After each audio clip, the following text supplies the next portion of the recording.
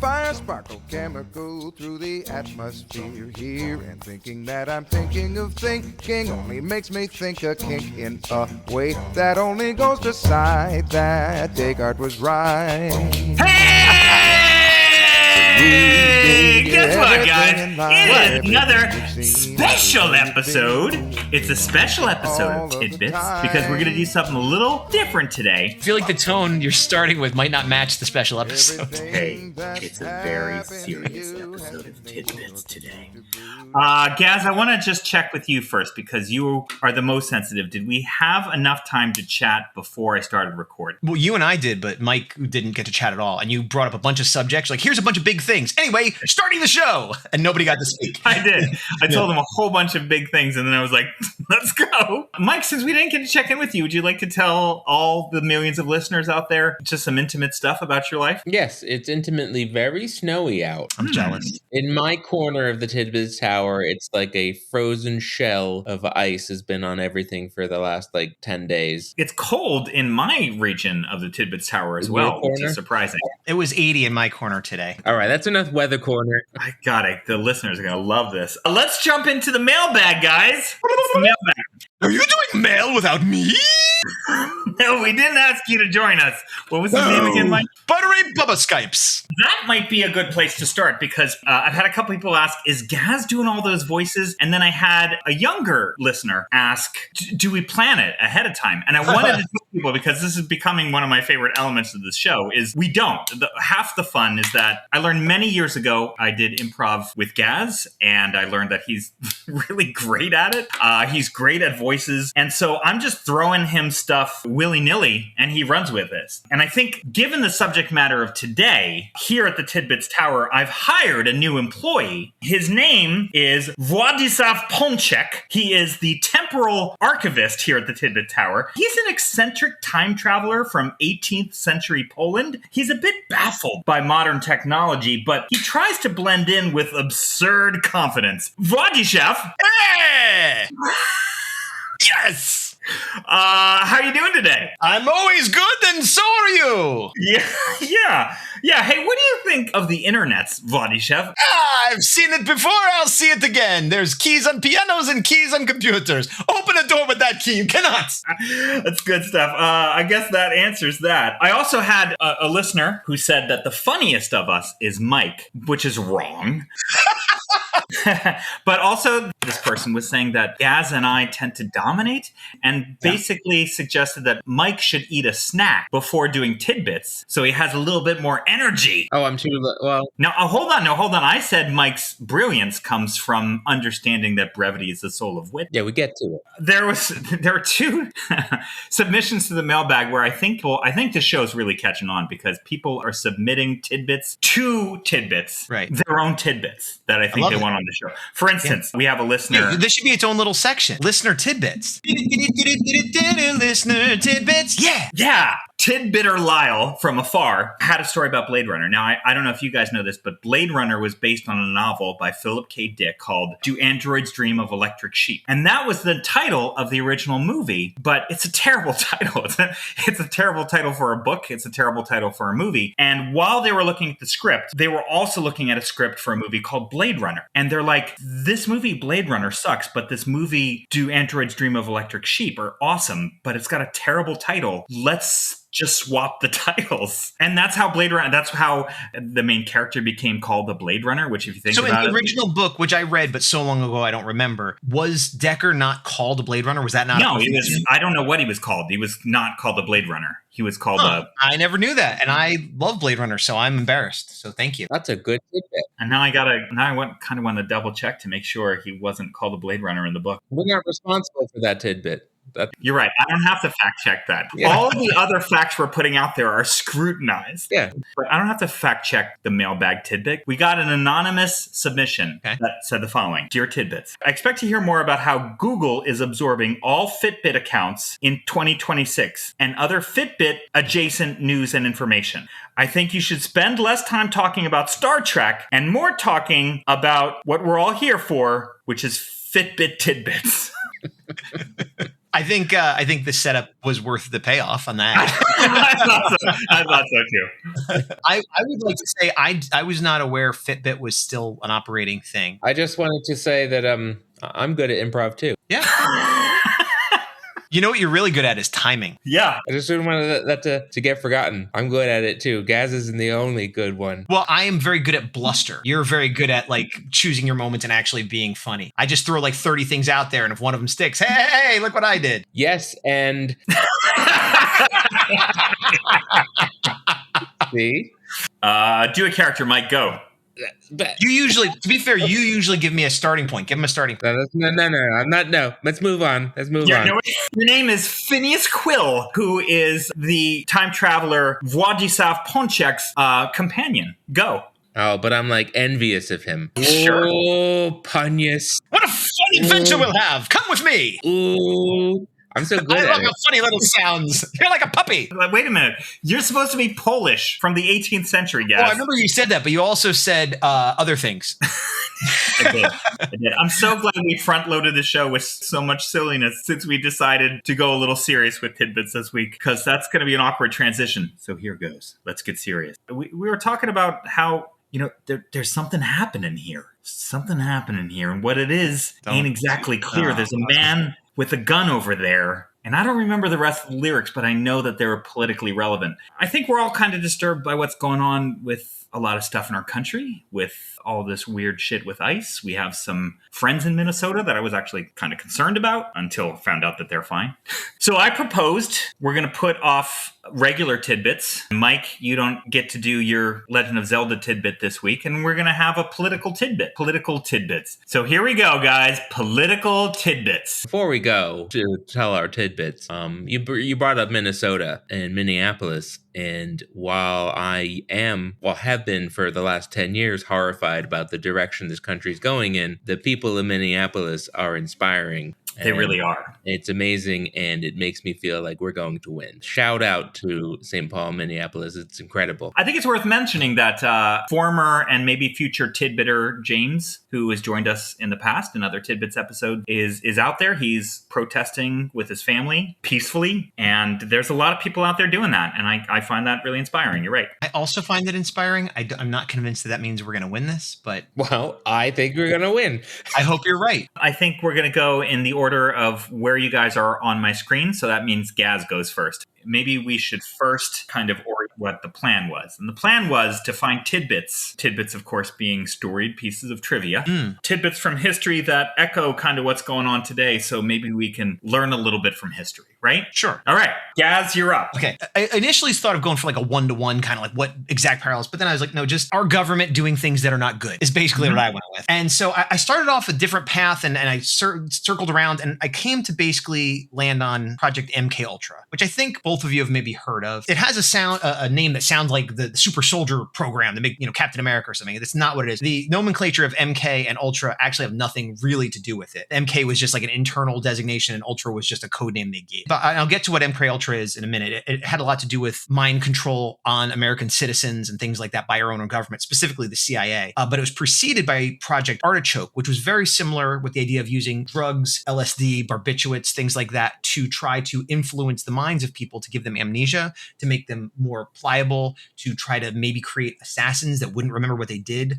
And that was directly copying what Nazis were doing to the prisoners there, to the point where they were using mescaline and several of the same drugs, several of the same tests. And we even got some Nazi scientists to come over here and work for us in the good old USA. So the Nazis were like, we're going to experiment on people. And we said, great idea. We're going to do that too. Come help us. And so that became Project Artichoke, which then developed in scope and got bigger and became MKUltra, which really started around 1953 and ran for about 20 years until 1973. And like I said, they used a lot of different things. LSD was a big part of it. They also experimented with certain viruses that could cause memory loss and things like that, because they were really just about wiping brains to either make people compliant, to make them forget actions they had taken, or the main thing, these were all like subsidiaries, but the main thing they wanted was like a perfect truth serum that would just sap somebody's will and make them do and say what they wanted while under the influence of it. They never quite achieved that, but they just kept experimenting on people. Now, all of this is kind of horrifying, but the thing that really makes it horrifying is that they were just experimenting on US citizens, soldiers that were enlisted, housewives, people at parties, academics, students, just anybody, and without letting them know. They're just like, well, we have the Cold War and this is important, so we're just going to do mad science inspired by Nazis with Nazis on American citizens. And they did this for about 20 years until finally it came to light and it was shut down, and the director of it destroyed most of the records. So there was a few records remaining and sworn testimony, and so it's kind of been pieced together. But when it was discovered that it was going to come to light, they cowardly were like, oh, we'll destroy all of it, and a little bit more came out about 2000. There's a movie, The Manchurian Candidate, which is about somebody being brainwashed to try to assassinate the president. That is like an extreme kind of like caricature of what it is or was. And that was a small part of it, but really it came down to wanting truth serum / sapping people's will. Some credit the CIA with introducing LSD to the American public because, again, back during the Cold War, they heard the Russians were going to maybe be doing this or the Chinese. And so they bought up as much LSD as they could. And then they started using it in their experiments. And a lot of it came to America. And ironically, LSD isn't good at controlling people. And it's been suggested that they sort of inadvertently started this sort of drug culture during the counterculture movement in the 60s and 70s, which, you could argue was that good or bad for politics on either side, but it's just horrible. It's just horrible. It started, again, it was officially started in 53, but it started as early as the 40s. And theoretically, they were done in the 70s. But who knows? Who knows what they've done since then or are doing now? Because at the end of the day, it's people in power wanting to contain power, being fearful. There was talk of the CIA maybe having a mole. And so they were like, we got to find the mole. And they were even dosing their own CIA agents, which is even more amazing because they don't even have loyalty within their own organization. And there's more and more that you could look up. But that's the basic of it, is that for decades, our government, in collusion with the Nazis, tested drugs and other psychological warfare type things that I don't want to get into right now, but other worse things on our own citizens without their knowledge. I like that we're doing this downer episode. Yeah. I have a question for you guys, and you won't know the answer. Sure. Is LSD still around? It still exists in the world. Is it popular as a drug? I have no idea. Was it something that was a limited supply of, or No, it's chemically manufactured, I believe. But at the time when they were buying it, maybe that's what you asked it, they were manufacturing it somewhere. And so undercover agents, not like the FBI went and bought it, but undercover people went in as drug dealers and bought every bit that they could find to get it off the market, make sure that America had the monopoly on it, at least for a moment in time. In the 1990s, when we were living in the shadow of the counterculture of the 1960s, LSD was a huge drug in high schools. The person who I would give it to me was this guy I met at the hospital where I worked. But I don't think it's around anymore. I get the impression that that's not this is not what you're getting at. I know, but I don't think that the kids today are so into it. You'd be glad. I have no idea, but if people wanted it, it could be manufactured. It's not like a plant that's gone extinct or something. It's not like helium where there's it's a finite resource. Make sure you keep this in. I think there's other synthetic hallucinogens that are easier and more intense, I guess. And drugs is also kind of whatever's popular. You know what I mean? Everything you're saying, which is true and creepy about our government doing creepy things. There was also a large portion of people who were fighting this. For instance, there were experiments done by Nazis, and there was large groups of people in America saying, we should not learn from this knowledge. This was, forbidden fruit. This was knowledge gained by experimenting, for instance, on people in the Holocaust. It's the equivalent of blood money, just with knowledge instead of money. Yeah, essentially. And we should not have anything to do with it. And there was some success with curtailing some of the use of that knowledge. There were people in America who railed against the idea of utilizing Nazi scientists. And there's a lot of worldwide, but certainly in America, Nazi hunters that, for decades after the Holocaust, they were hunting them down. Mm-hmm. When I lived in East Rutherford, New Jersey, there was a guy in my building who was taken away because they found out he had been a Nazi. I don't know if I knew that. Yeah, crazy, right? Totally Mike has a Nazi story. Do you know that story about Gunther Wynn? No, I don't know about Gunther Wynn. He wasn't a Nazi. He was a soldier of the German army during World War II. So likely a Nazi. He probably had that uniform that we all know. Gaz and I believe visiting a college friend. It was something where it was a place we don't normally go. Gaz and I were walking down the street, and as I recall, an old man started talking to us. I don't remember a lot of the content of what we discussed, although he did bring up quite quickly about the fact that he had been in the the German army during World War II. But he wasn't a Nazi or some words to that effect. What that means. I mean, it could be fair. I don't know. But the main thing the reason I remember his name to this day is he didn't believe my teeth were real. And to prove it, he stuck his hand in my mouth to pull on them. I was there. It happened. And you just kind of let him without biting him? I respect my elders. It was out of nowhere. It's easy to say, but we were talking to him. I do remember he was also not being particularly nice because I, at the time, was slightly thinner than Mike. And he's like saying something like, oh, you should be thin like your friend here, and like kind of insulting him. And then he's like, are your teeth real? And his hand was just in his mouth. It wasn't like it's common, cannot. It was just they were in his mouth. So I was Gaz's fake tooth pudgy friend. He was very weird. He had a weird body now. He's probably dead. Oh, almost definitely. That's what he gets for sticking his hand in my mouth. This is a bit of a tidbit within a tidbit. The DSM, the Diagnostic Statistical Manual of Psychology, got rid of the term Asperger's a number of years ago. Right. A couple of neurological reasons to kind of classify it all under autism. But the biggest reason was Asperger's himself was a Nazi scientist. And he came up with his theories and understanding of Asperger's working with children in the Holocaust. It took decades, but people were like, why are we giving this motherfucker anything? That was good. That was a good depressing tidbit, guys. It's good stuff. All right, let's keep it rolling. The depressing train. Rob, go. Okay.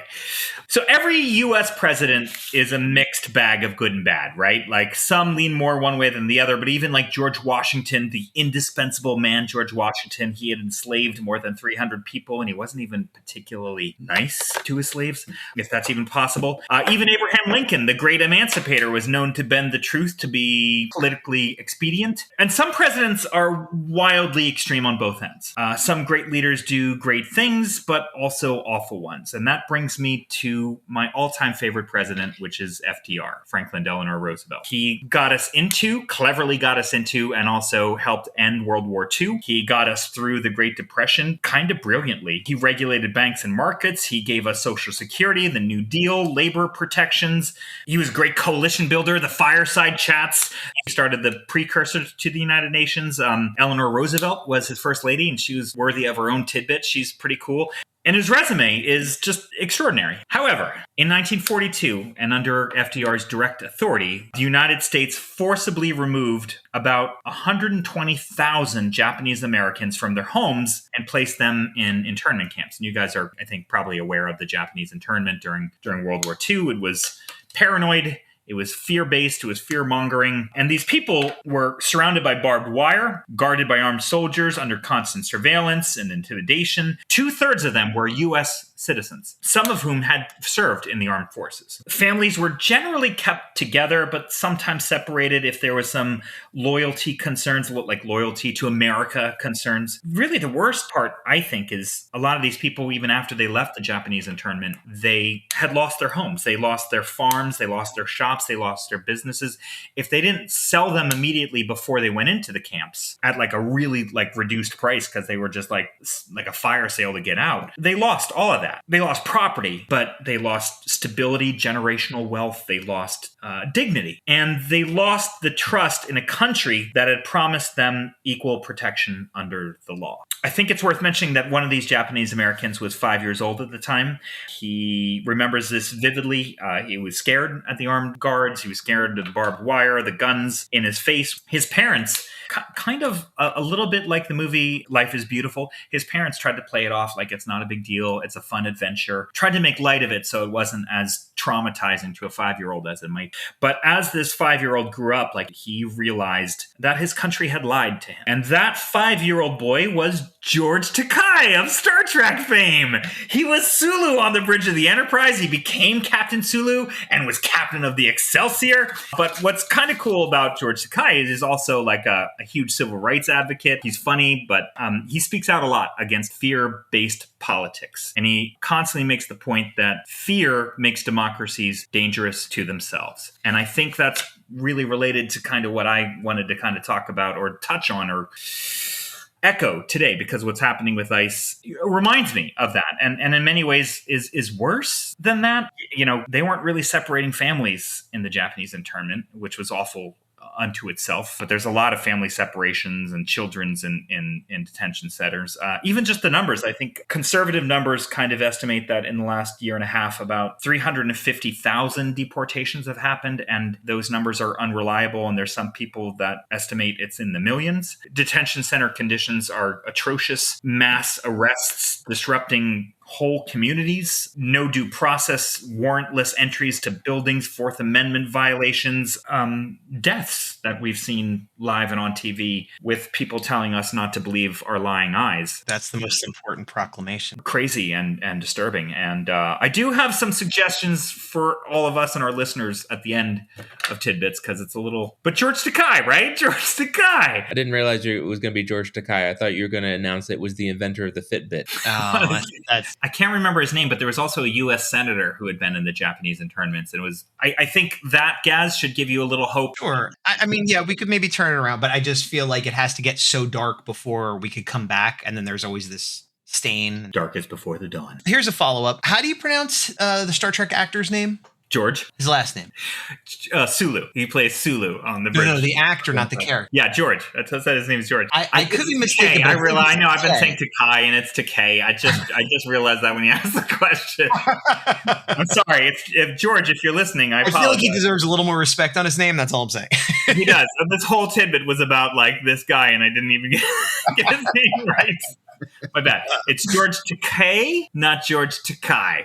Yeah, go ahead, Mike. Oh, I don't actually have a follow-up. I was following up on what Gaz was saying about his hopelessness, which I share. I mean, I share all these things. I think this is all horrifying, and I don't think it's like at all like something that's like we're just going to easily get through.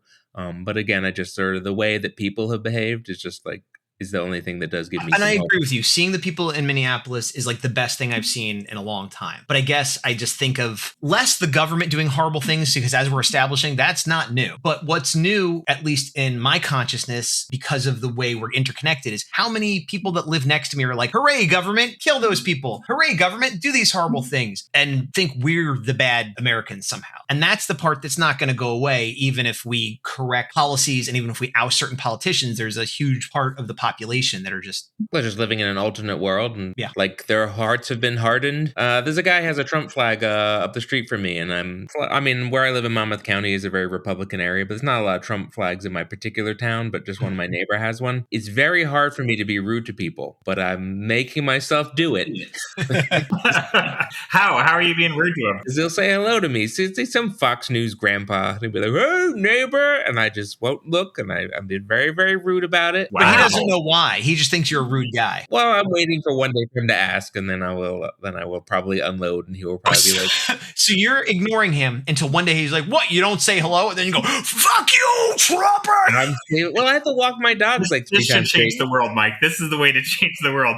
Be a little standoffish. That'll do it. I'll do it. This is how we get out of this. I'm not talking to that guy.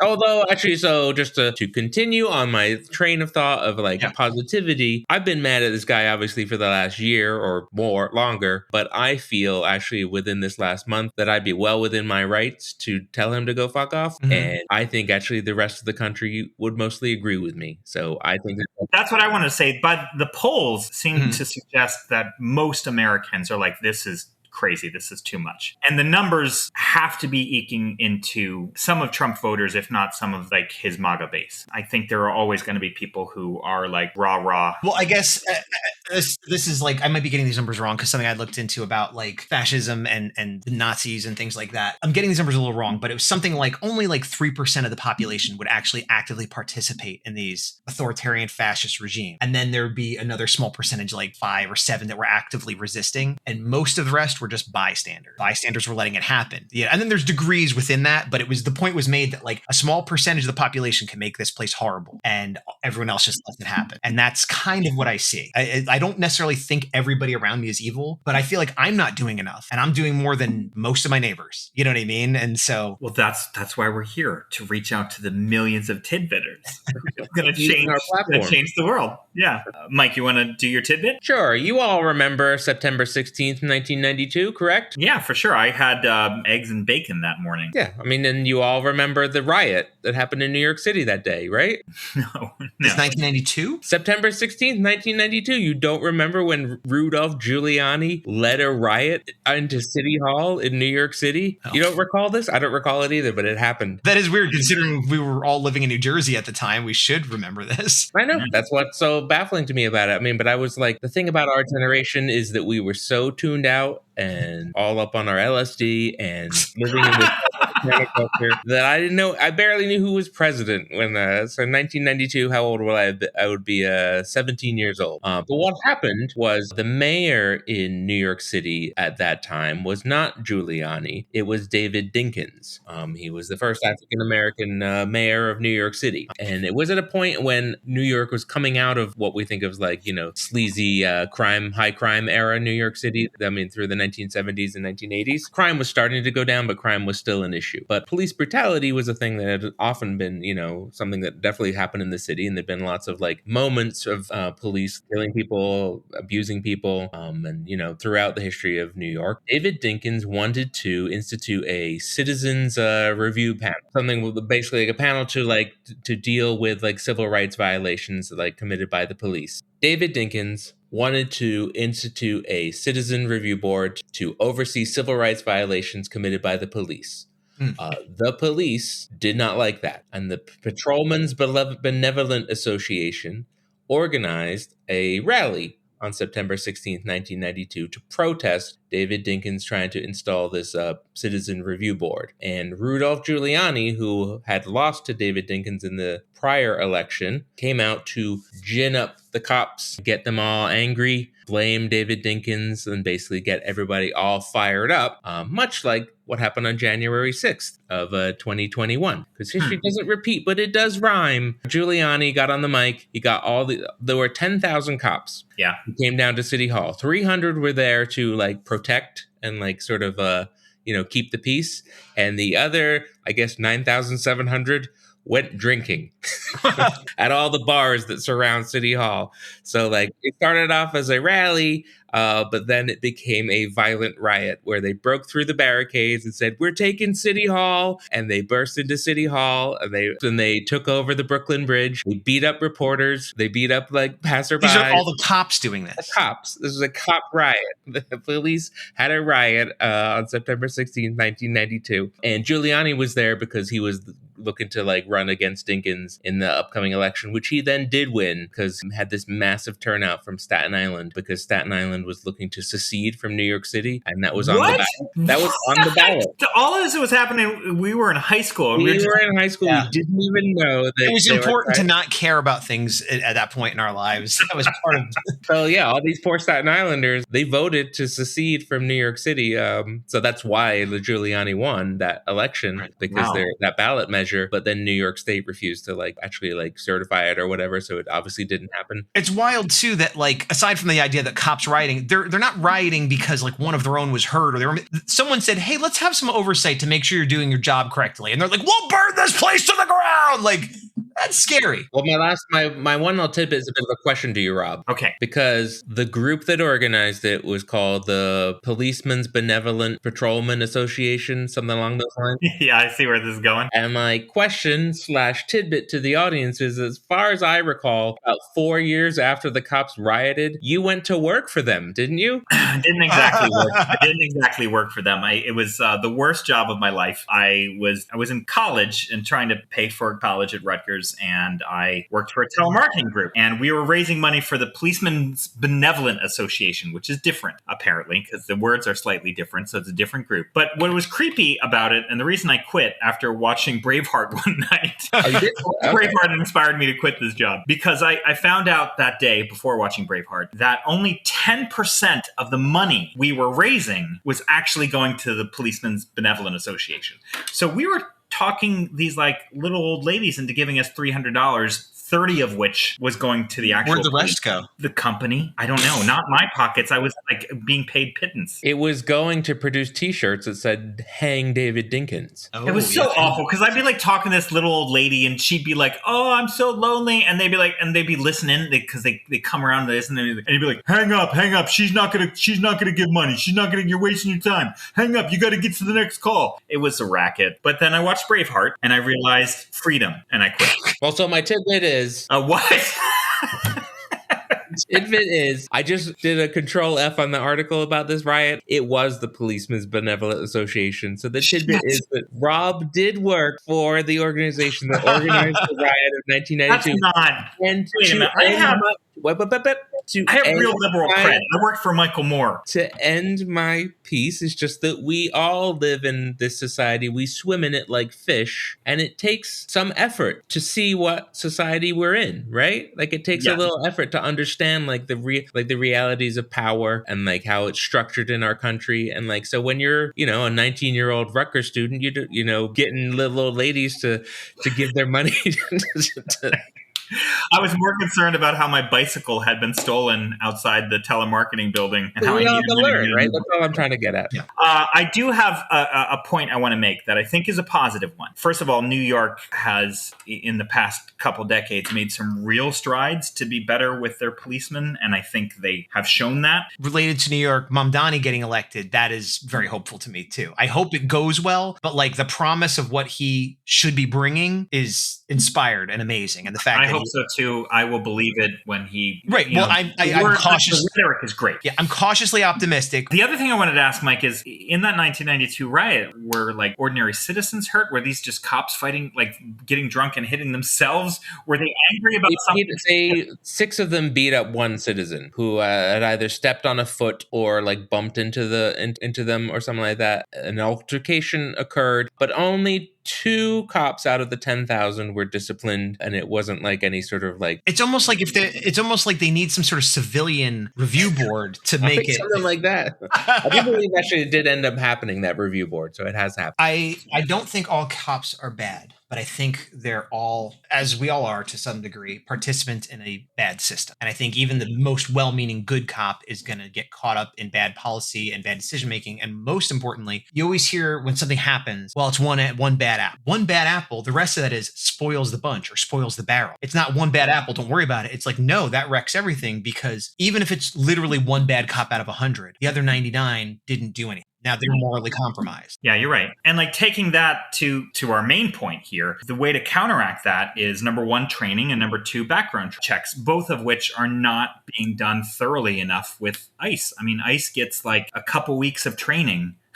And they're given a gun and a badge. Cops have to train forever to become Agreed. a cop. And beyond that, whatever their actual authority is, they exceed it constantly. And while legally they don't have that authority, the higher ups in their chain of command all the way up to the president are like, it's fine, they could do that. So whether or not legally they can do it, effectively they can, because no one's going to bring charges. And then when police want to investigate, they're told they can't look at it. We're going to handle this internally. And then who knows what happened. Going back to the cop thing, I think cops are a gray area. It's nuanced. There can be good people trying to do good things. There could be bad people. There could be people caught up in a bad system. I think if you're an ICE agent, you're a piece of shit, period. There's no good ICE agent. They made a joke about this on Saturday Night Live, but a lot of ICE agents are people who the cops were like, no, we're not going to hire you. Right, You're not fit for this job. And then they got hired by ICE. My impression is that a lot of them were like members of various neo-Nazi groups, although Proud Boys and things like that. Yeah. I thought it was Proud Boys, but no, the Proud Boys have come out against what ICE has been doing. Okay. The Proud Boys are like, we don't want any of our members to be part of ICE.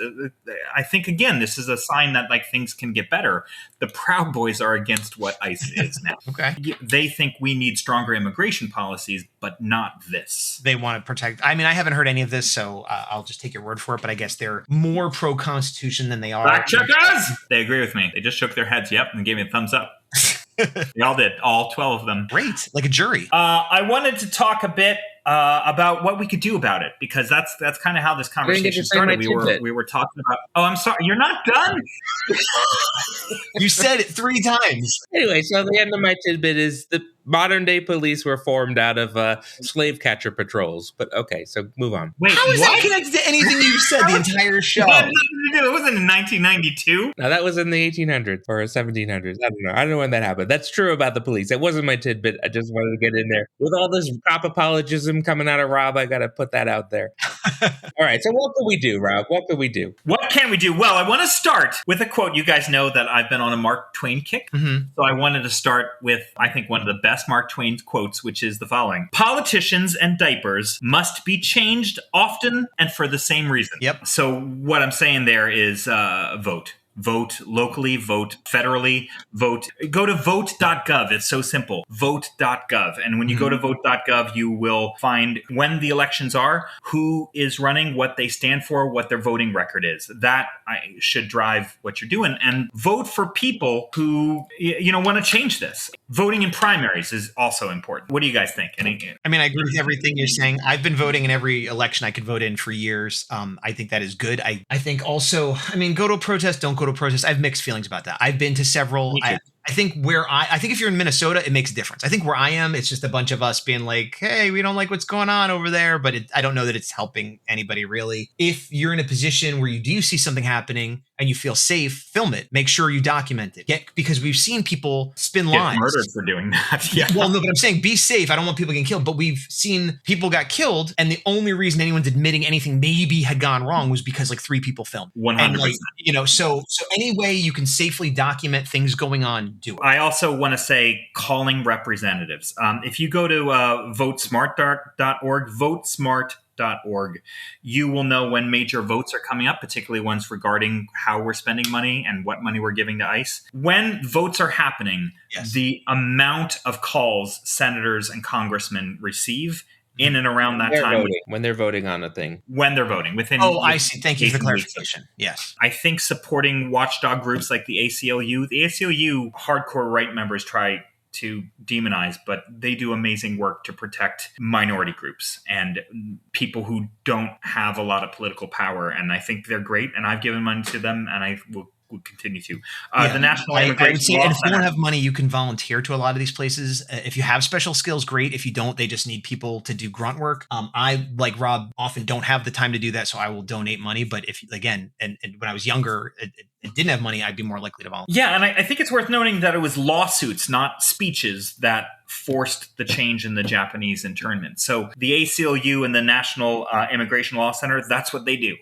They, bring this stuff to courts and oftentimes with real measurable impact. Supporting journalism, this kind of goes towards what Gaz is saying a little bit with documenting, but the people who document best are trained journalists. So subscribing to a news organization that you trust, that hires accredited journalists and not just people who just act like journalists. I think that's important. Showing up locally, I need to do that more. I kind of feel like you do, guys. Sometimes I don't know that protests have any impact, but other times, like I look at these protests in Minnesota and I'm inspired. Absolutely. I'm not saying protests don't matter. I'm saying for me personally, the ones that I've gone to kind of made me feel better that, there's other people here that feel like me, but I don't know if we were helping it. And then, talking about it plainly without hysteria, I think that's what made Martin Luther King so powerful, is that, he was calm, cool, and collected when he was talking about stuff, and it makes people hear it more. What do you think, Mike? How do we fix this? Well, I don't know. All these things worry me, and I have the same. Everything you said I agree with all of it.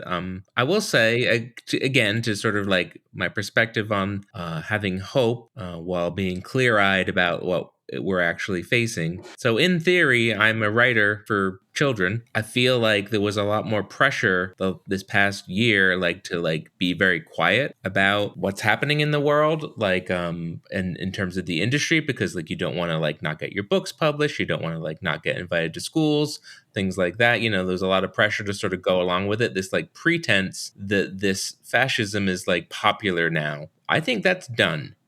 I think we're 100% done with that now. And I just think we're getting back to the part where people are standing up for what's right. And even though I agree with you guys, I have the same thing. I've gone to some protests and it's well, what is this really doing? But it does do something, right? Because it's just more people recognizing that they're out there and they exist. And I'm sure you guys agree. I definitely feel like our institutions failed us a lot. like Yes. with the sort of rolling over for this government. So, but it's the people who have not. So once again. And also, Tidbits will not roll over. Tidbits will not roll over. I mean, we're kind of safe and insulated here in the Tidbits Tower all the way in the Arctic, but we're concerned about what's happening there in America. You know, we're concerned. Oh, is Tidbits Tower not in America? No, Tidbits Tower is in, I don't know. It's our private island.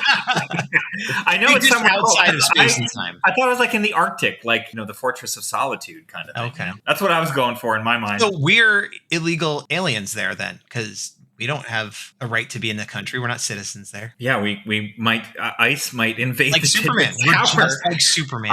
I think if ICE invades Rob, the you're Tidbits Superman, Tower, Mike's Guy Gardner, and I'm the Flash. I did go to trivia once, and they asked, where is Superman's Fortress of Solitude? Yeah. And I said, the North Pole. And I've been so upset with myself ever since. It's like, that sort of nerd. Like, I knew the answer, but it just came out the North Pole, and the woman running the trivia was like, he's not Santa Claus. That's amazing that she had to give you commentary on that. I remember I was at trivia once, and the answer I knew was Neil Armstrong, but all I could think of was Louis Armstrong. Which is a different dude. I do think Władysław Polczek should really worry about ICE, and I wonder if maybe our temporal archivist is safe here at the Tidbits Tower. What do you think? Impervious, I say. Impervious to everything in the Tidbits Tower. There's a convolution, you see. There's the Arctic, and it's also 80 degrees, and we're all illegal, which means none of us are illegal. Yes? Like Eastern European at the beginning, but now he's British again? I don't know. I don't know what a Polish accent sounds like. All right, guys. I guess that's it. I think we've done our bit for King and Country, and we're gonna vote. And we're gonna done our tidbit. We've done our tidbit for King and Country. Well, that brings me to my tidbit. All right, guys. This was a lot of fun's not the right word. This was a lot of talking. This was There's a lot of talking. catharsis. I don't think we should vote. I think we have the vote from last time. Mike's got his assignment. It doesn't feel appropriate to have a silly vote. Oh, I thought you were like telling the people don't go and vote. And like, I No. was like, that's the whole point. No. That is the whole point. Yeah, no, we're not gonna vote. We're not gonna vote because Mike still has to do a Legend of Zelda tidbit. Yeah. But mine was the best. And I would not vote for you because I never do, except for that one time to prove that I do. That's because you're my arch nemesis. And people noticed. There are tidbitters out there who've noticed. Why They think they know. arch nemesis? What's that? They think they only see the tip of the ice. All right, hanging it up now. All right, bye guys. I have a question for you, Rob. What? Who said I was the funniest? Who is that?